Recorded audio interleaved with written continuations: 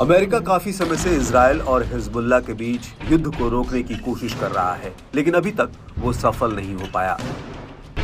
जब अमेरिका से समर्थन पाने वाला इजराइल उसका कहना नहीं मानने को तैयार है, तो फिर हिजबुल्लाह की तो कोई बात ही नहीं।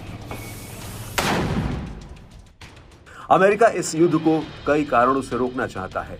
उसकी सबसे बड़ी चिंता यह है कि अगर इजराइल बड़े पैमाने पर हमला करता है तो हिजबुल्लाह की तरफ से ईरान भी सक्रिय हो जाएगा और इससे हालात और बिगड़ सकते हैं।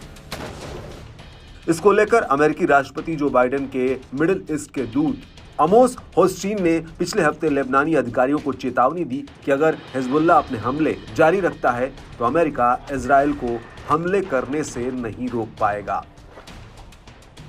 मिडिल ईस्ट में अमेरिकी दूत होस्टीन पिछले हफ्ते लेबनान में थे और उन्होंने हिजबुल्लाह और इजराइल के बीच सीमा पर गोलीबारी को तुरंत कम करने के लिए कहा। उन्होंने इजराइल का भी दौरा किया और वहां के प्रधानमंत्री बेंजामिन नेतन्याहू और रक्षा मंत्री के साथ ही विपक्षी नेताओं से बातचीत की। लेबनानी संसद के अध्यक्ष और हिजबुल्लाह के सहयोगी नबी वेरी के साथ बैठक में होस्टीन ने हिजबुल्लाह के नेता हसन नसरल्लाह को यह संदेश भेजने के लिए कहा कि अमेरिका इजराइल को कंट्रोल नहीं करता है। उन्होंने हिजबुल्लाह को सीमा तनाव बढ़ाने के बजाय इजराइल के साथ इनडायरेक्ट तरीके से बातचीत करने की सलाह दी। दूत की यात्रा के बाद हिजबुल्लाह ने संदेश भेजा जिसमें उसने इजराइल को बड़ा झटका देने की अपनी क्षमताओं के बारे में बताया और साथ ही ये भी कहा कि वो युद्ध नहीं चाहता है।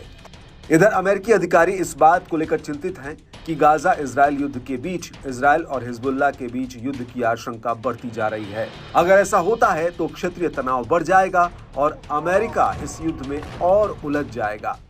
हालांकि गाजा, हमास और हिजबुल्लाह के साथ चल रहे इजरायली युद्ध का हल सभी को समझौते के रूप में ही दिख रहा है, लेकिन इनके बीच समझौता कब तक हो पाएगा और युद्ध कब थमेगा, इस बारे में